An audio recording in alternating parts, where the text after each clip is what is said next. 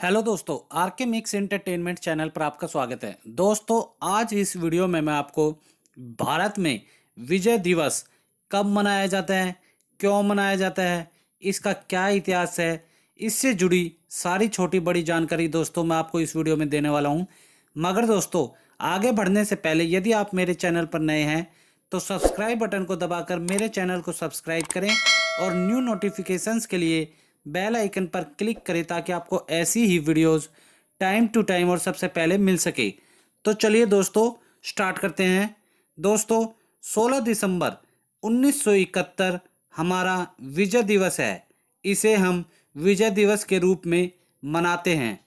दोस्तों, क्या आपको इसके बारे में याद है? क्या आपको याद है कि इस दिन ऐसा क्या हुआ था कि ये हमारा विजय दिवस बन गया? बहुत सारे लोग अपने दिमाग पर जोर डाल रहे होंगे, सोच रहे होंगे कि ये आखिर कौन सा विजय दिवस की बात कर रहे हैं। हमारा विजय दिवस तो 26 जुलाई को मनाया जाता है। अब ये 16 दिसंबर को कौन सा विजय दिवस मनाया जाता है? तो दोस्तों, अब मैं आपको बता दूं कि वर्ष 1971 में भारत पाक युद्ध के दौरान 16 दिसंबर को ही भारत ने पाकिस्तान पर विजय हासिल की थी और उसी उपलक्ष्य में यह दिन हर वर्ष विजय दिवस के रूप में मनाया जाने लगा। लेकिन समय के साथ साथ लोग इस दिन को भूलते चले गए। कम से कम हमारी पीढ़ी ने तो इस ऐतिहासिक जीत को बिल्कुल ही भुला दिया। दोस्तों, 26 जुलाई को हमारा कारगिल विजय दिवस मनाया जाता है। 1999 में भारतीय सेना के जवानों ने अपने अदम्य साहस और वीरता से कारगिल और उसके आसपास की दूसरी चोटियों पर कब्जा जमाए पाकिस्तानी सेना को खदेड़ बाहर किया और इन चोटियों पर फिर से विजय हासिल की थी। इस मुश्किल मुहिम में भारतीय सेना के तकरीबन 500 वीर सपूत शहीद हुए थे। 26 जुलाई 1999 के दिन भारतीय सेना ने कारगिल युद्ध के दौरान चलाए गए ऑपरेशन विजय को सफलतापूर्वक अंजाम देकर अपनी मातृभूमि को घुसपैठियों के चंगुल से मुक्त कराया था। इसी की याद में 26 जुलाई अब हर वर्ष कारगिल विजय दिवस के रूप में मनाया जाता है। मगर दोस्तों, 16 दिसंबर को हमारा विजय दिवस मनाया जाता है और 26 जुलाई को कारगिल विजय दिवस। ये दोनों अलग अलग दिवस हैं। ये दोनों अलग अलग दिन मनाए जाते हैं, दोनों में फ़र्क है। जो 26 जुलाई है वो कारगिल पर विजय पाने के लिए मनाया जाता है और जो 16 दिसंबर है वो हमारा भारत पाक का जो 1971 का युद्ध हुआ था उस पर विजय प्राप्त करने के लिए मनाया जाता है। दोस्तों, वर्ष 1971 में हुए इस भारत पाक युद्ध में पाकिस्तानी सेना पराजित हुई और 16 दिसंबर 1971 को ढाका में 93,000 पाकिस्तानी सैनिकों ने आत्मसमर्पण कर दिया। इस युद्ध के 12 दिनों में अनेक भारतीय जवान शहीद हुए और हजारों घायल हुए। पाक सेना का नेतृत्व कर रहे लेफ्टिनेंट जनरल A.K. नियाजी ने अपने 93,000 सैनिकों के साथ भारतीय सेना के commander lieutenant general Jagjit Singh Arora के सामने आत्मसमर्पण कर हार स्वीकार की थी। दोस्तों, उस समय जनरल सैम मानेकशा भारतीय सेना के प्रमुख थे।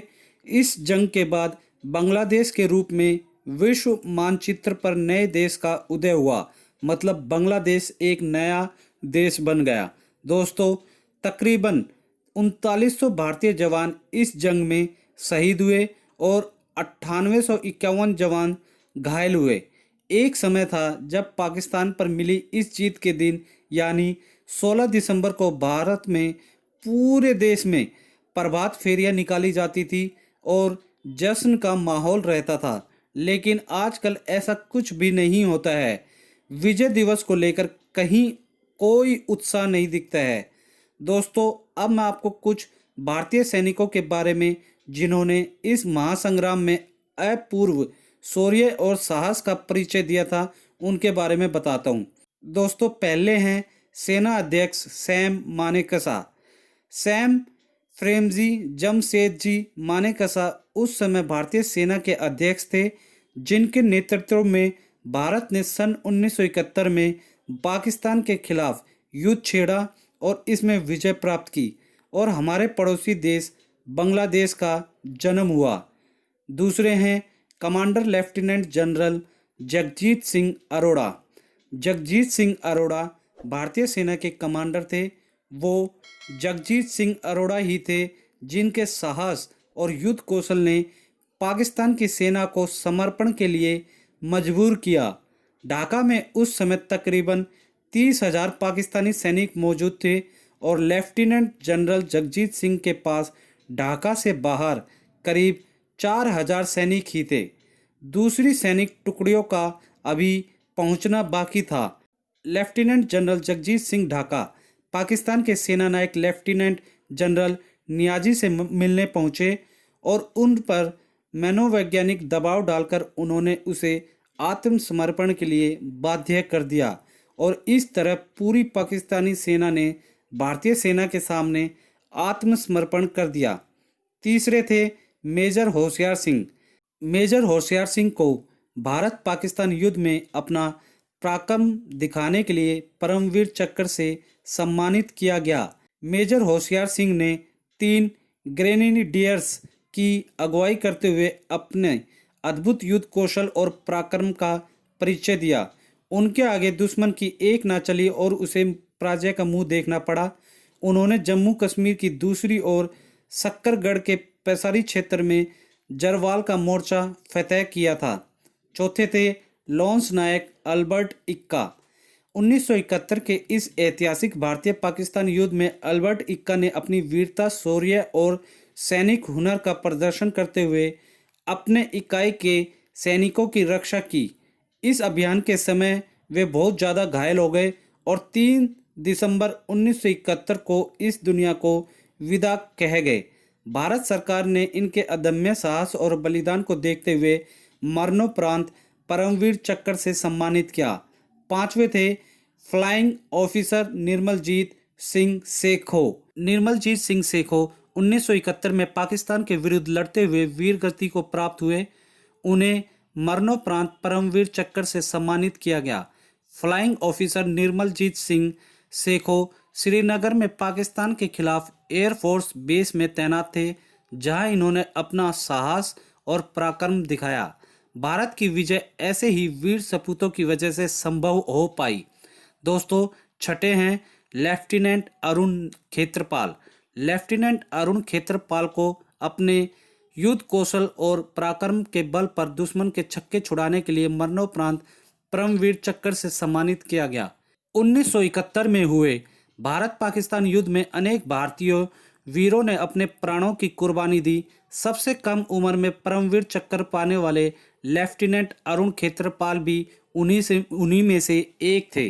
दोस्तों, 7वें हैं चेवांग रिनचैन। चेवांग रिनचैन की वीरता और शौर्य को देखते हुए इन्हें महावीर चक्र से सम्मानित किया गया था।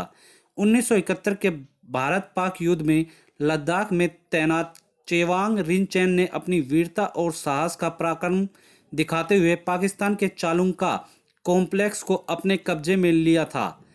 8वें हैं महेंद्र नाथ मुल्ला। 1971 में भारत पाक युद्ध के समय महेंद्र नाथ मुल्ला भारतीय नेवी में तैनात थे। इन्होंने अपने साहस का परिचय देते हुए कई दुश्मन लड़ाकू जहाज और सबमरीन को नष्ट कर दिया था। महेंद्र नाथ मुल्ला को मरणोपरांत महावीर चक्र से सम्मानित किया गया। दोस्तों, उम्मीद करता हूँ इस वीडियो में मैंने आपको भारत में मनाए जाने वाले विजय दिवस के बारे में पूरी जानकारी अच्छे से दे दी होगी। दोस्तों, अगर आप लोगों को वीडियो अच्छी लगी तो इसे लाइक करें, अपने सारे फ्रेंड्स रिलेटिव हर जगह इसे शेयर करें ताकि उनको भी भारत के इस गर्वित दिन के बारे में ज़्यादा से ज़्यादा पता चल सके। हर जगह इस वीडियो को इसलिए ज़रूर शेयर करें ताकि कोई भी इस दिन को, जो सारे लोग भूल चुके हैं, पहले सबको याद था, ये तो सबको याद है कि 1971 में भारत और पाकिस्तान के बीच में युद्ध हुआ, लेकिन ये याद नहीं है कब ये ख़त्म हुआ, कब भारत ने इस युद्ध पर विजय प्राप्त की और इस युद्ध के जो विजय प्राप्त की उस दिन को कैसे मनाया जाता है, उस दिन को क्या बोला जाता है, विजय दिवस बोला जाता है। इसके बारे में ये सारी जानकारी सबको मिल सके इसलिए दोस्तों इसे हर जगह शेयर करें और कमेंट बॉक्स में हम या भारत की सरकार को ऐसा क्या करना चाहिए कि लोगों को इसके प्रति जागरूकता बढ़े, क्योंकि ऐसे दिवस को 15 अगस्त 26 जनवरी इस रूप में ज़रूर मनाया जाना चाहिए। ये भारत के लिए एक गर्व की बात है। जो भी आपकी राय हो हमें कमेंट बॉक्स में लिखकर ज़रूर बताएं दोस्तों। और दोस्तों, इसी के साथ भारत माता की जय और भारत के जो वीर सैनिक हैं उनके बारे में जो भी आप लिखना चाहें अपने पॉइंट ऑफ व्यू, वो भी हमें लिखकर जरूर बताएं। और इसी के साथ यदि आप मेरे चैनल पर नए हैं तो सब्सक्राइब बटन को दबाकर मेरे चैनल को सब्सक्राइब करें और न्यू नोटिफिकेशंस के लिए बेल आइकन पर क्लिक करें ताकि आपको ऐसी ही वीडियोस टाइम टू टाइम और सबसे पहले मिल सके। धन्यवाद दोस्तों। जय हिंद।